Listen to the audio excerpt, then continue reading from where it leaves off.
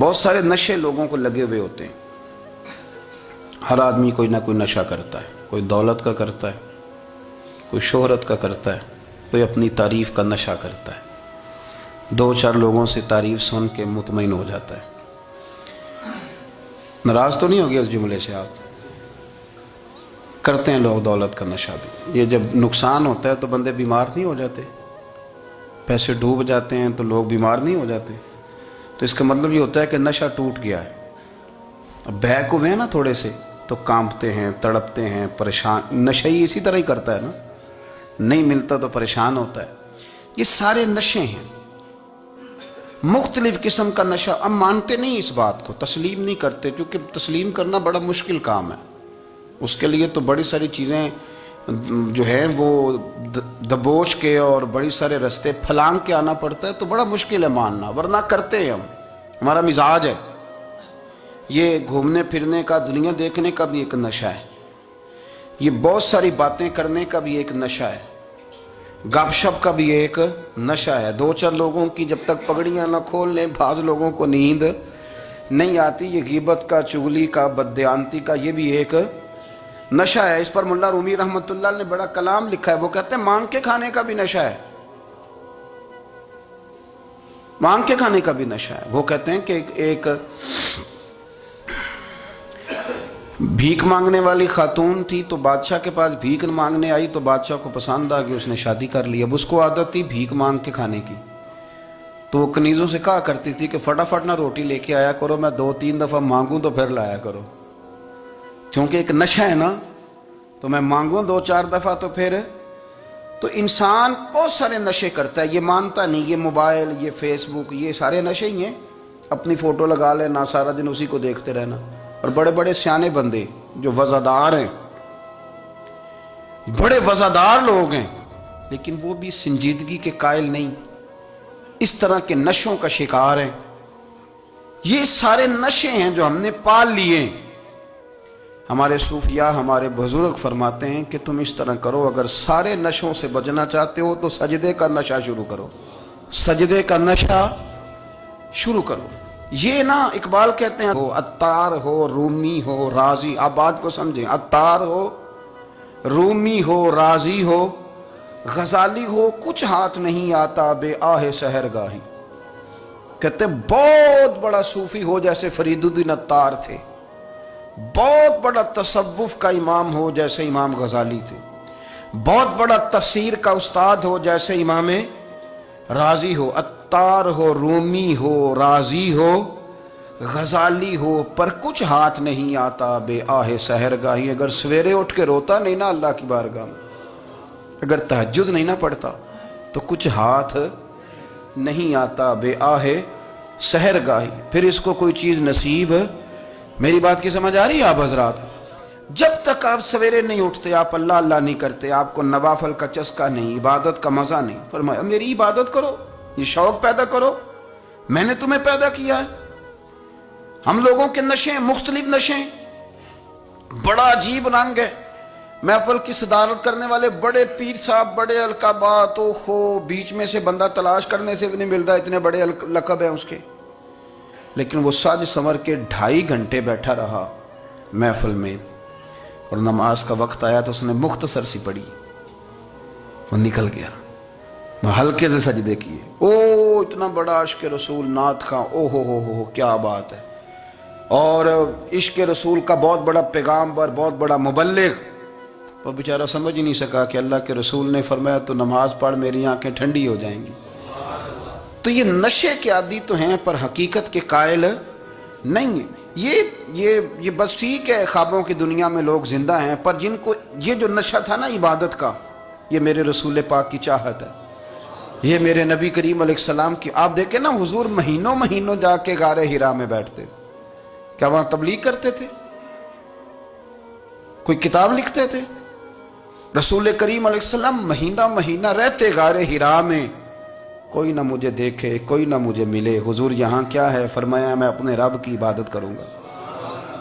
نبی کریم علیہ السلام نے سجدوں کے ساتھ پتھروں اور پہاڑوں کو آباد کر دیا, سجدوں کے ساتھ.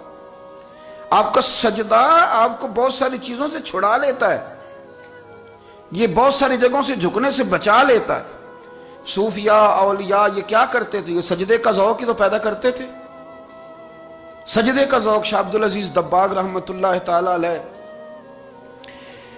اپنے مریدوں سے فرمایا کرتے تھے کہ اگر تم پکے نمازی بن جاؤ نا، تہجد گزار ہو جاؤ، تو میرے پاس آنا جانا چھوڑ دینا۔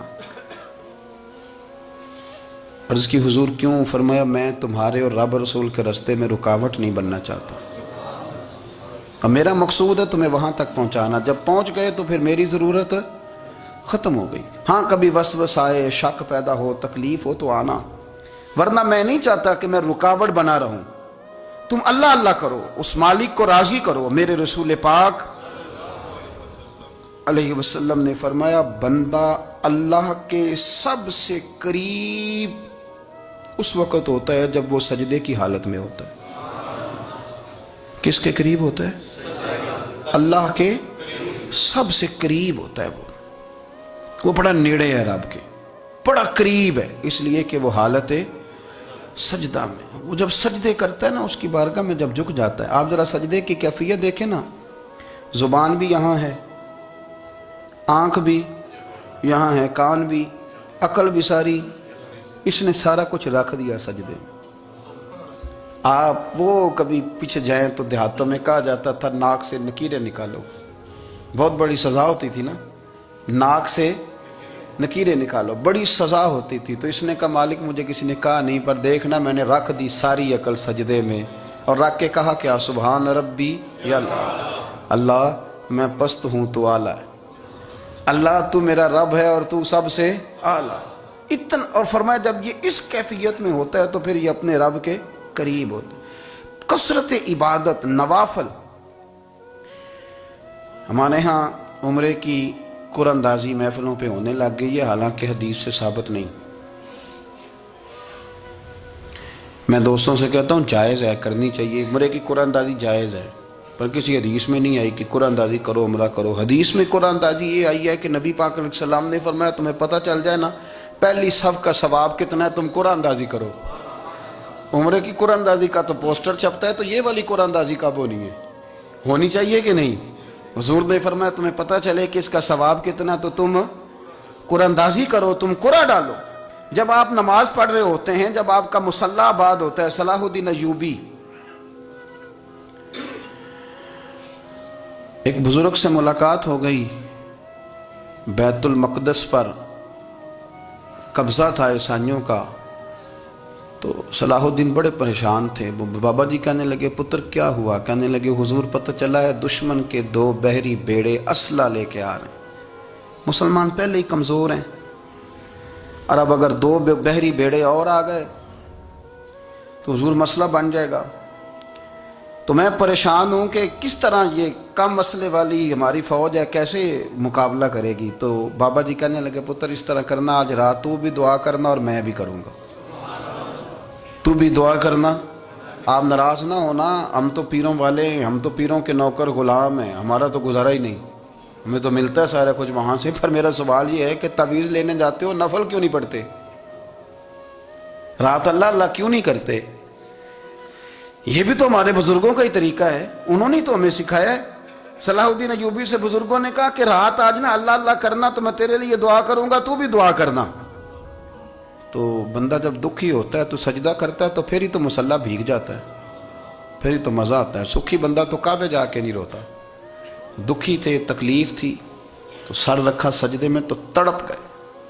اور وہ بابا جی کہتے ہیں میں مسجد آیا تو صلاح الدین چیخیں مار کے رو رہا تھا اور کہہ رہا تھا مالک میں کوئی اپنی شان کے لیے تو نہیں نہ لڑ رہا، اللہ کو میں کوئی قبضوں کے لیے تو نہیں لڑ رہا، مالک تیرے لیے لڑ رہا ہوں، مجھے بے آبرو نہ کرنا، میری مدد فرمانا۔